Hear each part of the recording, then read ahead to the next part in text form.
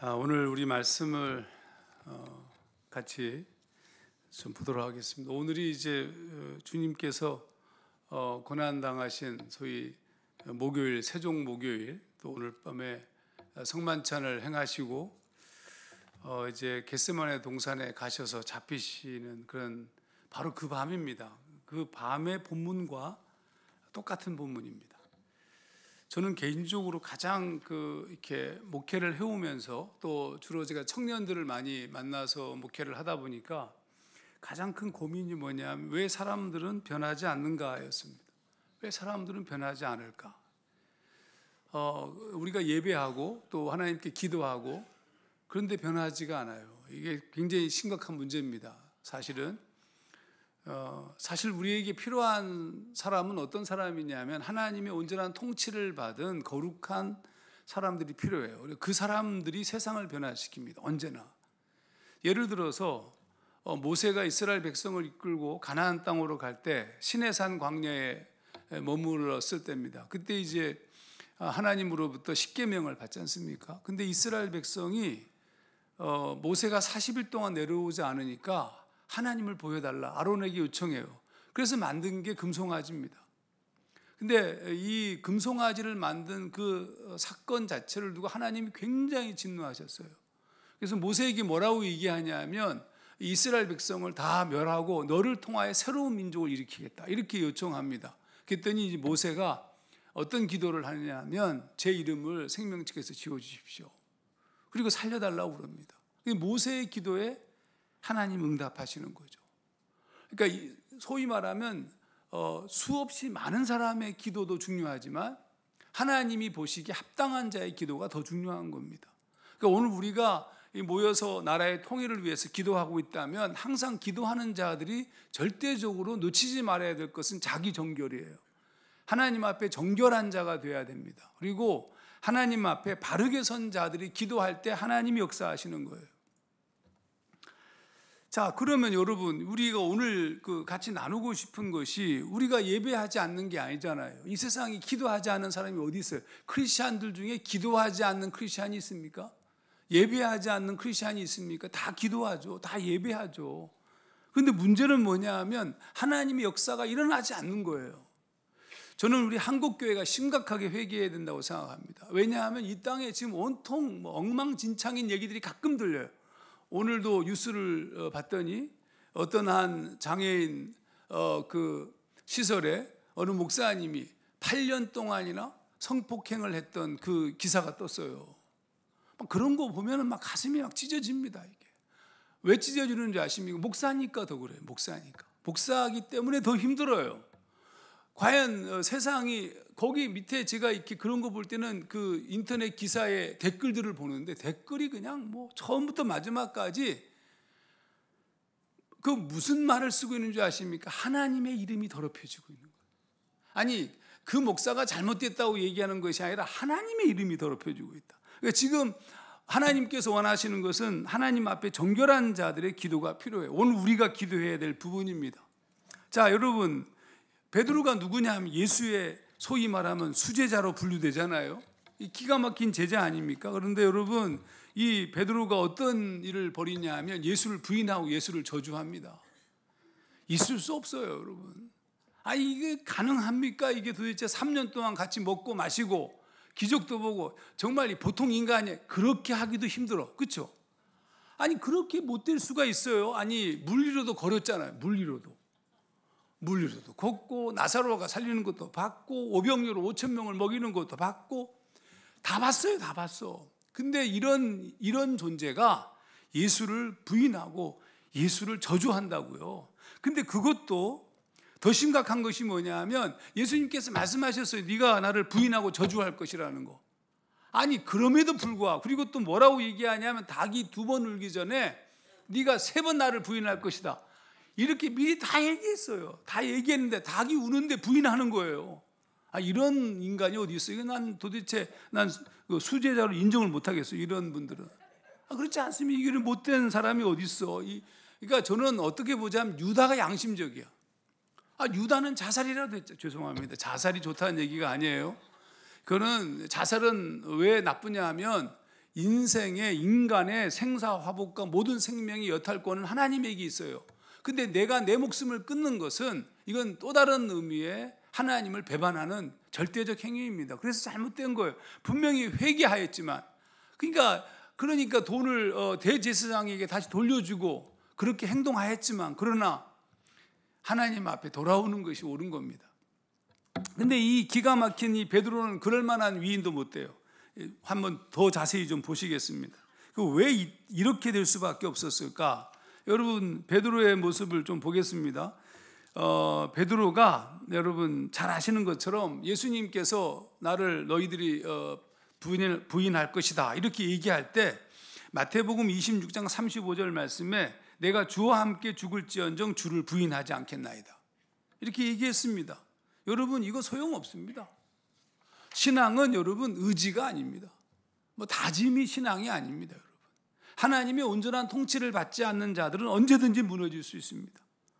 이렇게 다짐했어요. 다짐했는데 실제로 그 다짐을 지키지 못합니다. 예수님이 잡혀가실 때 양심은 있지, 베드로니까. 양심은 있어서 성경은 멀찍이 쫓아갔어요. 멀찍이. 양심이 있어서. 멀찍이 쫓아갔는데 결국 예수를 부인하고 저주합니다. 주변 사람들이 알아봤어요. 이거 예수를 따르던 갈릴리 사람이라고. 네 말투가 그걸 말하지 않냐고. 그때마다 계속 부정합니다. 여러분, 세 번째 부정했어요. 성경의 말씀을 누가복음으로 읽어보겠습니다. 누가복음 22장 60절에서 61절. 베드로가 이르되 이 사람아 나는 네가 하는 말을 알지 못하노라고 아직 말하고 있을 때 닭이 곧 울더라. 그렇게 말을 하고 있을 때 닭이 운 거예요. 예수를 부인할 때 닭이 울었어요. 여러분, 제가 마음 같아서는 퀴즈 내고 싶지만 그때 그러면 이 베드로가 닭이 울어서 예수님의 말씀을 기억했을까요? 여러분, 아닙니다. 닭이 울어서 기억한 게 아닙니다. 성경을 자세히 읽어보시면 닭이 울어서가 아닙니다. 제가 계속 읽어볼게요. 누가복음 22장 이어서 61절까지. 말을 하고 있을 때 닭이 곧 울더라. 주께서 돌이켜 베드로를 보시니, 이거 중요해요. 주께서 돌이켜 베드로를 보시니, 이게 무슨 뜻이냐면요, 예수님께서 지금 재판을 받고 있는 거예요. 뒤에서 사람들이 웅성웅성대면서 구경하고 있다고요. 그런데 닭이 울었어요. 닭이 우니까 예수님께서 몸을 돌려서 베드로를 봤다고요. 주께서 몸을 돌이켜서 베드로를 보시니, 잘 들어보십시오. 베드로가 주의 말씀 곧 오늘 닭 울기 전에 네가 세 번 나를 부인하리라 하심이 생각나서, 그러니까 닭이 울었을 때 베드로가 예수의 말씀이 생각난 것이 아니고 베드로가 몸을 돌려서 예수님께서 몸을 돌려서 베드로를 쳐다봤을 때, 그래서 베드로가 예수의 눈빛과 맞았을 때 그때 베드로가 예수님의 말씀이 생각났다는 거예요. 이 정도까지 갔으면 이제는 내가 예수의 제자요라고 외쳐야 되는 거 아니에요? 예수의 제자요? 여러분, 외치지 않습니다. 성경은 뭐라고 쓰고 있냐면 이렇게 쓰고 있습니다. 오늘 닭 울기 전에 네가 세 번 나를 부인하리라 하심이 생각나서 밖에 나가서 심히 통곡하니라. 울었어요. 운 게 전부예요. 여러분, 우는 게 회개입니까? 우는 것도 회개죠. 하지만 울기만 해서는 안 돼요. 우리의 삶에 후회하고 통회하고 자복하면 다른 존재로 살아가야 돼요. 근데 베드로는 울었어요. 울었으면 울면 쫓아가야 될 거 아닙니까? 예수님께서 골고다 언덕을 올라가실 때 십자가를 무거워서 그걸 들지 못할 만큼 쓰러질 때 그 십자가를 대신 짊어지고 올라가야 될 거 아닙니까? 구레네 시몬이 아니라. 근데 이 이후로 베드로는 예수의 고난과 죽음에 없습니다. 여러분, 이 베드로가 아무것도 아니에요. 그러면 제가 여러분에게 다시 질문하겠습니다. 그럼 베드로가 왜 이렇게 된 것일까, 여러분? 베드로는 왜 하나님의 사람으로 살지 못한 것일까? 왜 베드로는 능력이 없었던 것일까? 왜 베드로는, 베드로도 기도했다고요. 그렇지만 왜 베드로는 아무런 능력도 없는 존재로 살아가고 있는가? 여러분, 저는 우리 교회 청년들이나 이 지체들을 바라보면서 또 저 자신을 향해서 계속 외치는 게 있어요. 우리에게 진짜 하나님께서 원하시는 대로 온전한 존재인가? 하나님의 통치를 온전히 받고 있는가? 우리의 기도는 하나님께 상달되고 있는가? 기도하는 게 중요한 게 아니에요. 하나님이 들으시는 기도를 해야죠. 그래야 여러분 우리가 기도할 때 하나님께서 역사하시는 거 아닙니까? 근데 여기 중요한 부분, 기도가 이 놀라운 이 베드로가 하나님의 사람으로 쓰임 받지 못했어요. 그러면 그 이유가 뭘까? 여러분 답부터 얘기할게요. 하나님의 온전한 통치를 받지 않아서 그렇습니다. 정확하게 얘기하면 하나님께서 이끄시는 대로 살 수 있는 존재가 아니었어요.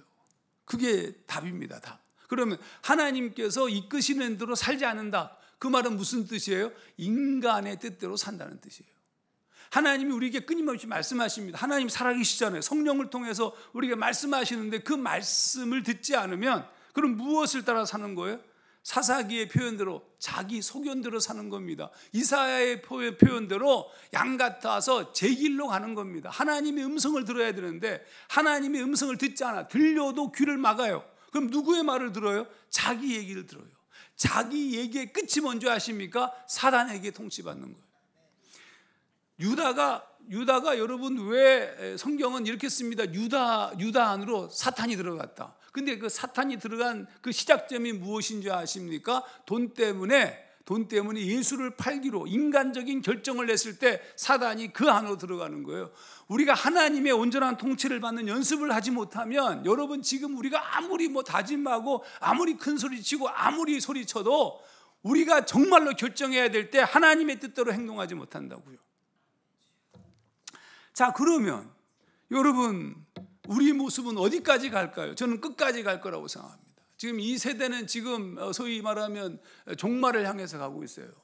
여러분 죄송한 얘기지만 이 세상이 종말을 향해서 가는 것을 여러분 믿으시는지 모르겠지만 종말로 가는 거예요. 왜 종말인 줄 아십니까? 하나님께서 창조하셨고 요한계시록은 이 땅의 끝에 대해서 설명하고 있으니까 종말을 향해 가고 있죠. 그럼 종말을 향해서 가고 있는 현상들이 무엇이냐? 그 현상들을 우리가 수없이 많이 보고 있잖아요. 근데 가장 중요한 현상이 뭐냐면 말세에 디모데서를 보게 되면 말세에 자기를 사랑하고 돈을 사랑하고 하나님을 사랑하는 것보다 더 그런 것들을 사랑하는 자기 중심적 세상이 된다는 겁니다. 여러분 주님 앞에 정결하지 않으면 우리가 어떤 모습이 될지 모릅니다. 제가 뉴스를 보면서 미투 운동이 한참 할 때 한 뉴스를 보면서 가슴이 너무 아팠던 얘기가 있는데 그 사건은 2011년 사건이었습니다. 근데 이제 최근에 미투 운동을 하면서 드러난 건데 2011년 4월 아프리카 남수단의 선교 봉사를 떠났던 어떤 여성 신자가 한 신부로부터 성폭행을 당했어요. 근데 그거를 피해자가 피할 수가 없었어. 그 여성 신자가 혼자 있는 방에 문을 따고 들어와서 성폭행을 한 거야. 근데 여러분 더 기가 막힌 것은 그 신부가 무슨 말을 하냐면 이게 KBS 9시 뉴스 2018년 2월 23일 날 나온 기사예요. 그냥 거기 자막으로 떴어요. 이렇게 그분이 얘기했답니다. 내가 내 몸을 어떻게 할 수 없다. 그러니까 네가 좀 이해해달라. 내가 어떻게 할 수 없다고요. 여러분은 자신이 있으십니까? 바울이 로마서 7장에서 로마서를 쓸 때쯤에는 있잖아요. 3차 전도여행 끝자락에 고린도에서 쓴 책이에요. 그러면 여러분 그때는 거의 성화 단계의 이 바울이었을 텐데 바울이 로마서 7장에서 뭐라고 얘기하냐면 내가 원하는 바 선은 행치 아니하고 원치 아니하는 바 악을 행하는도다. 원치 아니하는 악을 행하면 이것이 내가 아니오 내 속에 거하는 죄니라. 오라 나는 곤고한 자로다. 누가 나를 이 사망의 몸에서 건져낼고. 대사도 바울도 자신을 억제하지 못하였어요. 여러분 우리의 모습도 이제 여기서 무너지면 여기서 끝까지 가면 우린 끝나는 거예요. 여러분이 무슨 책임이 있는 줄 아십니까? 기도의 책임이 있고 무너져 내려가는 이 세상을 붙잡는 책임이 있어요. 그래서 여기 기도하러 모인 거 아닙니까? 여러분이 복 받기 위해서 오셨어요? 여러분이 이렇게 기도하면 하나님께서 나에게 복을 주시니까 우리는 충분히 복을 받았어요. 여러분 더 복 구하지 마세요. 아니 여러분 복 덜 받으셨어요? 나는 너무 많이 받아가지고 말하기도 미안해요. 이제 주신 거 가지고 사세요. 응? 그럼 이제 우리에게 필요한 것이 뭡니까? 하나님 앞에 기도할 수 있는 존재가 돼야 돼요. 그러면 여러분, 베드로가 무너진 이유가 뭘까? 성경을 자세히 읽어보게 되면 베드로가 무너질 조짐을 겟세마네 동산에서 볼 수 있습니다. 오늘 우리가 읽은 말씀입니다. 예수님께서 아까 제가 겟세마네로 갈 때 베드로가 내가 주와 함께 죽을지언정 주를 부인하지 않겠습니다, 이렇게 큰 소리 치잖아요. 주님께서 네가 닭이 2번 울기 전에 3번 나를 부인할 것이다 라고 말씀하실 때 이렇게 외친 거 아닙니까? 근데 누가복음을 보게 되면 그때 예수님께서 아주 이상한 말씀을 하셨어요. 누가복음 22장 31절 32절. 시몬아 시몬아, 보라, 사탄이 너희를 밀가부르듯 하려고 요구하였으나 그러나 내가 너를 위하여 네 믿음이 떨어지지 않기를 기도하였노니 너는 돌이킨 후에 내 형제를 굳게 하라. 예수님께서 베드로를 위해서 기도했다는 거예요. 베드로가 믿음이 떨어지지 않기를 기도했다는 거예요. 베드로가 예수를 부인하고 저주했어요. 예수를 부인하고 저주하고 그다음 무너졌을 때 그때 믿음이 떨어지지 않기를 그분께서 기도했다는 겁니다. 여러분, 우리가 이 세상에서 사는 결정적 이유가 뭔지 아십니까? 그거는 그리스도 때문에 그래요. 오늘 지금까지 하종환 목사가 지금까지 버틴 이유가 무엇인지 아십니까? 그리스도 때문에. 그분께서 기회를 주셨어요. 그분께서 새로운 삶을 주셨어요. 내가 살고 있었던 잘못된 것과 죄와 더러움을 부정하고 하나님 앞에 돌아설 수 있는 힘을 성령께서 주셔서 걸어온 거예요. 여러분, 그러니까 우리의 삶을 살아가면서 죄를 범할 수도 있고 잘못을 범할 수도 있는데 하나님 앞에 언제나 돌아오기를 기뻐하고 바르게 서 있는 영적 존재가 되어야 됩니다. 거기에서부터 기도가 시작돼야 돼요.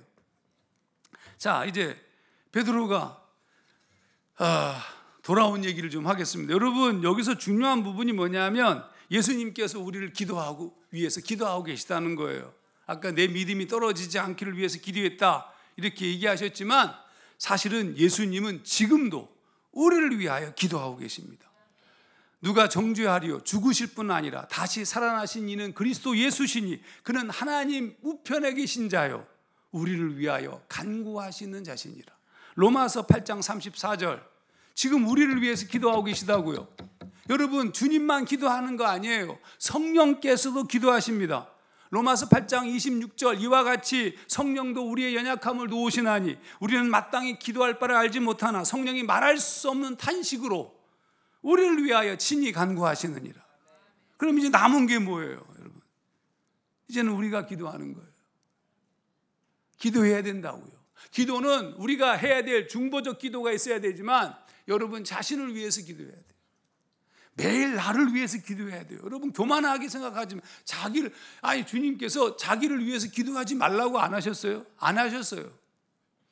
주님께서 언제 그런 말씀하셨어요? 무엇을 먹을까? 무엇을 마실까? 무엇을 입을까? 이걸 염려하지 말라고 그랬지 자기 자신을 위해서 기도하지 말라고 그러셨어요?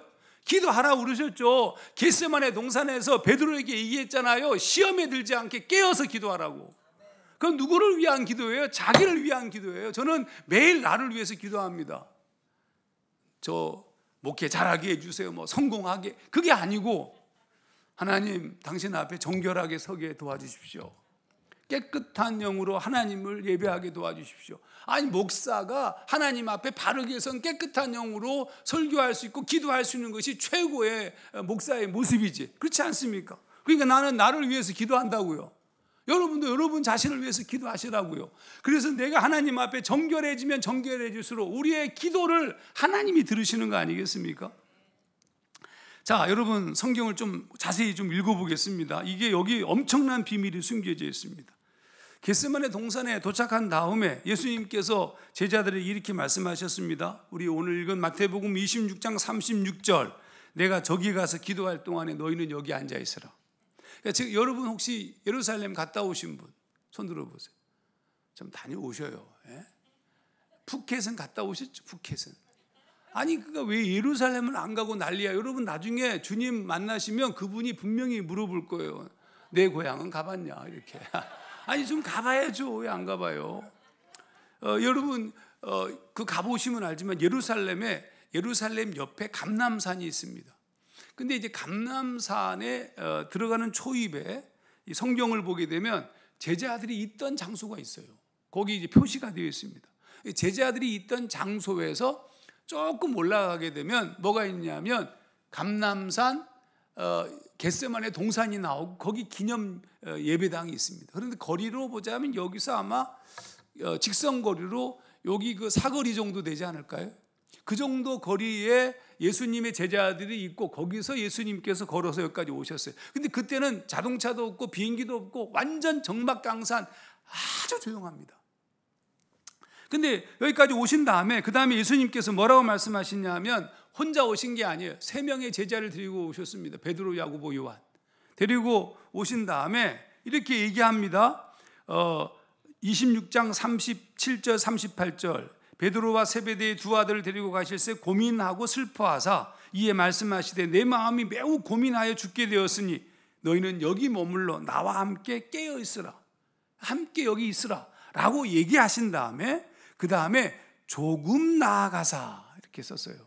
그러니까 예수님께서 제자들 보고 3명의 제자 보고 베드로, 야고보, 요한 보고 넌 여기들 있으라 하고 난 다음에 조금 나아갔어요. 조금, 아마 저기 오르간 정도까지 조금 나아갔어요. 조금 나아가서 거기에서 주님께서 기도하기 시작하셨습니다. 여러분, 주님께서 기도하신 내용은 구속사적 기도입니다. 주님이 하셨던 기도 중에 굉장히 중요한 기도입니다. 그 기도 내용이 이래요. 내 아버지여, 만일 할만하시거든 이 잔을 내게서 지나가게 하옵소서. 그러나 나의 원대로 마시옵고 아버지의 원대로 하옵소서. 39절. 여러분, 주님께서 그렇게 말씀하시면서 제자들에게 얘기하신 것은 아까 이미 얘기한 것처럼 너희는 여기 머물러 나와 함께 깨어 있으라. 여러분, 여기서 중요한 게 깨어 있으라고 얘기했지 예수를 위해서 기도하라고 얘기한 거 아니에요. 예수님은 누군가에 의한 중보기도 받을 필요 없습니다. 예수님 당신이 하나님이시니까. 그러니까 여기서 기도한 것은 자기 자신을 위해서 기도하라는 거예요. 너희 여기서 깨어서 기도하라 이렇게 말씀했어요. 자, 여러분, 그러면서 예수님께서 기도하시기를 구속사적 기도를 하시는 거예요. 이 잔을 내게서 옮겨달라고. 그러나 나의 뜻대로 마시고 아버지의 뜻대로 하시옵소서. 근데 기도하다 마시고 예수님이 기도하다 마시고 와요. 기도하다 마시고 예수 제자들에게 온다고요. 여러분, 제자들에게 왔더니 자고 있어. 자고 있어, 여러분. 여러분, 자고 있으니까 저는 이거 별로 안 좋아해. 왜 여기 자지 말고 깨어 있어야지 왜 자고 난리야. 이렇게 오셔서 하신 말씀 들어보십시오. 이렇게 얘기합니다. 제자들에게 오사 그 자는 것을 보시고 베드로에게 말씀하시되 너희가 나와 함께 1시간도 이렇게 깨어 있을 수 없더냐. 시험에 들지 않게 깨어 기도하라. 마음에는 원이로되 육신이 약하도다. 제가 왜 절대 1시간 기도 책 썼는지 아시죠? 1시간은 기도해야 될 거 아니에요. 1시간도 기도하지 못하면서 뭔 기도하는 인간들이라고. 그러니까 1시간 기도 안 하는 사람들은 다음 기도 모임 올 때는 1시간은 기도하고 오세요. 아니 에브리데이 10분도 기도 못하는데 제가 이 책을 냈고 난 다음에 몇 사람들로부터 항의를 받았어. 1시간 기도를 어떻게 합니까? 어떻게 하는 거지 그냥. 그래서 제가 자세한 방법을 써놨어요. 근데 그 써놨다고 되겠어요? 여하튼 간에 1시간 기도는 우리의 죽을 때까지 해야 되는 명령이에요. 근데 이게 왜 해야 되냐면 기도하지 않으면 지금 베드로가 예수를 부인하고 저주한 사건이 무엇 때문인지 아십니까? 기도하지 않아서 시험에 든 거예요. 이길 수가 없었다고요. 자, 예수님께서 두 번째 찾아오셔가지고 말씀하신 겁니다. 야, 1시간도 깨어 기도할 수 없더냐. 그런 다음에 예수님께서 또 가서 기도해요. 두 번째 기도의 내용이 뭔지 아십니까?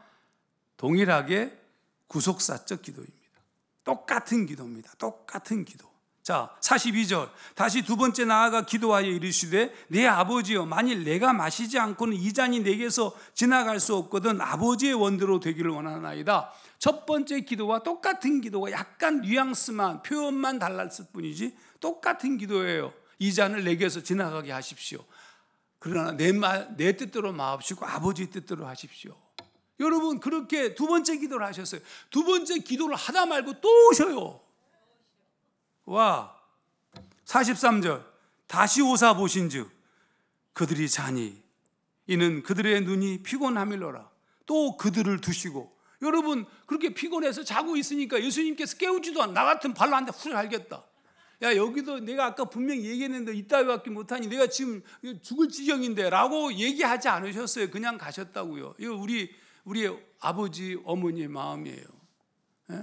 열심히 공부하다가 제가 졸고 있으니까 고등학교 때 우리 어머니가 들어오셨다 그냥 나가는 걸 느낄 수 있었어요. 얼마나 피곤해서 자고 있을까. 피곤하긴 뭐 피곤해 놀다 왔는데 지금. 근데 이게 지금 피곤해. 얘네들이 뭐 기도하다가 지금 졸고 있는 겁니까? 여러분 그냥 가셨어요. 여러분 더 중요한 것이 잘 들어보십시오. 그들을 두시고 나아가 세 번째 같은 말씀으로 기도. 구속사적 똑같은 기도를 세 번을 드리고 계셔요. 여러분 잘 들어보십시오. 예수님께서 지금 기도하다가 지쳐가지고 오신 겁니까?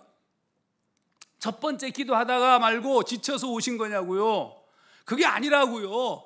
첫 번째 기도하고 두 번째 기도하고 세 번째 기도가 전부 똑같은 기도예요.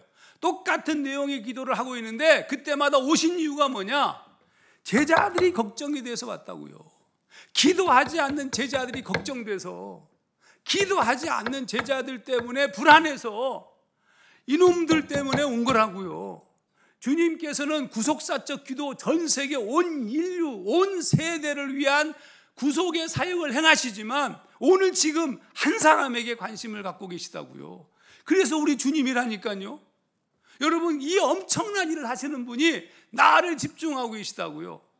제가 어렸을 때 그 외할머니 손에서 자랐습니다. 우리 아버지하고 어머니는 별거하셔서 제가 시골에서 외할머니하고 초등학교 2학년 때까지 할머니가 위암으로 돌아가실 때까지 같이 살았는데 제가 그 유명한 제주도 애월이 고향입니다. 애월 이효리가 땅값 올려놓은 그 애월인데 그런데 거기에 이제 우리가 어렸을 때는 거기 이제 신장로 공사를 했어요. 신장로 공사는 뭐냐면 무슨 포장도로를 만드는 것이 아니고 예전에는 사람이 다니는 좁은 길이었는데 자동차가 다닐 수 있을 만한 크기로 길을 넓히는 공사를 신장로 공사라고 했어요. 그게 1960년대입니다. 제 나이가 몇 살인지 대충 잡히시죠? 그때 초등학교니까. 여러분 그렇게 공사를 하는데 그러면 우리 할머니가 뭐 했냐? 그때는 예수를 안 믿던, 제가 고등학교 2학년 때 예수님 영접했기 때문에 그전에는 예수 안 믿던 집안입니다. 우리 할머니가 또 장구를 그렇게 잘 치셨어요. 그럼 구판이 벌어져요. 구판. 신장로 공사를 하기 전에 굿을 하잖아요. 그럼 굿의 제일 앞에 선두주자가 누구냐? 장구를 치는 사람. 우리 할머니가 장구를 딱 들어매고 허리에다가 치마를 싹 둘러한 다음에 날랐어요. 그게 뭐 사람들이 막 몰려가지고 전부 우리 할머니를 다 집중하고 있죠. 그 엄청난 공사 아닙니까? 엄청난 모든 유지들이 다 모여 제주시에서도 오고 다 와 있는데 거기서 이 장구를 치고 제일 먼저 날아가시다가 갑자기 나를 딱 본 거예요. 내가 보였어. 아니 내가 보여도 나한테 오면 안 돼. 마치 여의도에서 옛날에 국군의 날 이 소위 말하면 이게 쫙 퍼레이드를 하는데 가다 말고 말이죠. 자기 아들 보인다고 이탈할 수 없잖아요. 이 할머니가 막 이거 후려알기면서 날아가다가 나를 본 거예요. 나한테 오신 거예요. 나한테 가다 말고 나한테 오셔가지고 갑자기 치마를 그냥 훌러덩 손을 집어넣더니 그 속에서 눈깔 사탕 2개, 그러니까 크기가 이빵만큼한 눈깔 사탕 2개, 우리는 옛날 눈깔 사탕이라고 했어요. 왕사탕이죠. 눈깔 사탕 2개를 딱 끄집어내더니 저한테 주는 거예요. 그 당시에 사탕은 거의 거의 그런 사탕이에요. 그걸 딱 줬어. 이걸 딱 손에 딱 잡았는데 그런 다음에 저한테 주고 다시 돌아갔습니다. 이거 완전 지금 어떻게 할 줄은 모르겠어. 애들이 막 저만 쳐다보는 거야. 그래서 내가 한 번씩 다 빨아먹게 해줬어요. 이게 그때는 그렇게 빨아먹는 거예요. 그게 한 사람이 먹을 수 없어. 한 번만 두 번 빨아먹었지. 안 돼. 한 번 이렇게 했다. 여러분 우리 할머니가 나를 본 거예요. 나를. 주님이 기도하다 모든 인류를 위한 기도를 하다가 제자들을 본 거예요. 근데 기도를 못했어요. 너희가 1시간도 깨어서 기도할 수 없더냐. 저는 여러분이 이제 이 나라와 민족 통일을 위해서 기도하려고 한다면 여러분 자신을 먼저 영적인 훈련에 게을리하지 말아야 되고, 그래서 하나님 앞에 기도할 수 있는 사람이 돼야 돼요. 그리고 매일 하나님 앞에 정결한 존재가 돼야 돼요. 그래서 정결한 자의 기도를 들으시지 더럽고 추한 자의 기도를 들으시겠습니까? 정결한 자, 깨끗한 자, 하나님 앞에 나의 육체적 욕망을 제한하고 아버지의 뜻대로 간구할 수 있는 자들의 기도를 그분이 들으시는 거예요. 제가 예전에 저쪽 연변에 간 적이 있습니다. 거기에 이제 어디 모 교회에 갔어요.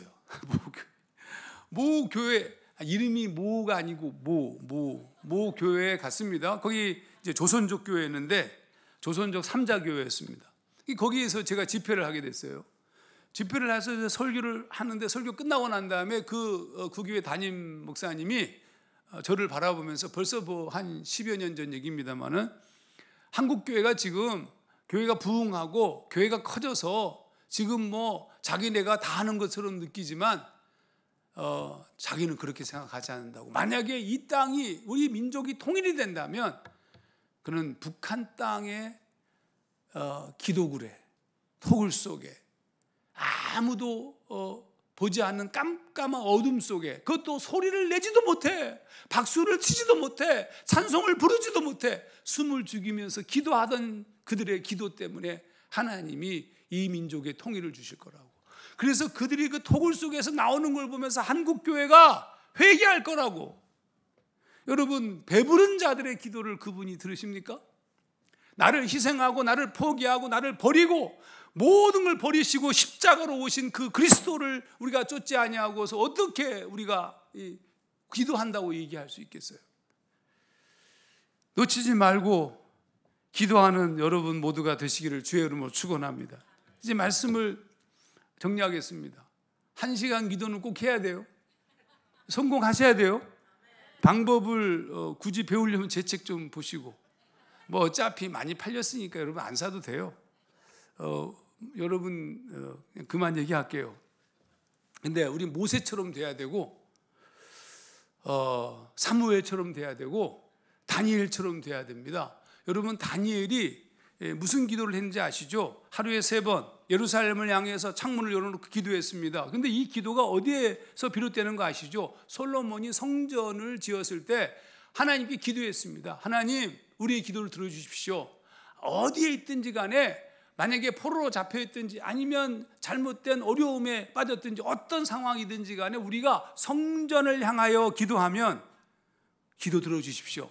그랬더니 하나님께서 응답하십니다. 그래, 내가 들어주마. 그때 하늘 문을 열고 너희들에게 너희 기도를 내가 들어주마. 이렇게 말씀하셨어요. 그러니까 이 다니엘의 기도는 바로 그 솔로몬의 기도에 응답한 그 내용을 가지고 포로로 잡힌 상태에서 기도하고 있었던 거예요. 그러니까 그들만, 다니엘만 기도했던 것이 아니고 사드락과 메삭과 아벳느고도 기도한 것이고, 그 당시에 수없이 많은 하나님의 사람들이 기도했던 거예요. 그 기도의 응답으로 다리오, 그때 왕이 다리오인데 다리오 왕의 아들인 고레스가 하나님의 사자가 됩니다. 여러분, 그 사람이 말독신을 섬기고 있는 이방의 제사장이면서 왕이었는데 그게 하나님이 붙드신 종이 되어서 그가 이스라엘의 바벨론 포로에서 예루살렘으로 귀환하는 것을 역사하는 거예요. 기도의 응답이에요. 사무엘이 여러분 한 얘기 아시죠? 사무엘이 이스라엘 백성이 왕을 구했습니다. 그래서 사울을 왕으로 세웠어요. 왕으로 세웁니다. 근데 사무엘이 뭐라고 얘기하냐면, 너희들은 지금 굉장히 큰 실수를 범했다. 여호와만이 왕인데 너희들이 인간을 원했다. 하나님께서, 그러니까 이 이스라엘 백성이 갑자기 심각해진 거예요. 그래서 이렇게 얘기해요. 우리가 멸망당하지 않도록 우리를 위해서 기도해 주십시오. 그때 사무엘이 한 얘기 기억나시죠? 내가 기도하기를 쉬는 죄를 결단코 범하지 않겠다. 기도를 쉬는 것은 이스라엘의 멸망이니까. 근데 여러분,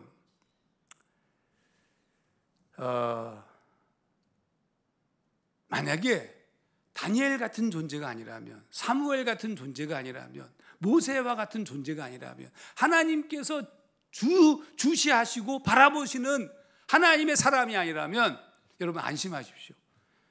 기도하지 않아도 아무런 일이 안 일어납니다. 우리가 아무리 쉬어도, 기도를 쉬어도 아무 일도 안 일어납니다. 기도를 쉬어도 아무런 일도 안 일어나는 크리스찬이 되어서는 안 됩니다. 여러분, 더 열심히 기도하셔야 됩니다. 정결함을 추구해야 되고 하나님의 음성을 듣고 그 음성을 쫓아서 대답하는 그런 온전한 크리스찬이 되어야 됩니다. 그때 우리 기도를 통하여서 하나님은 우리 민족을 회복시키리라 믿습니다.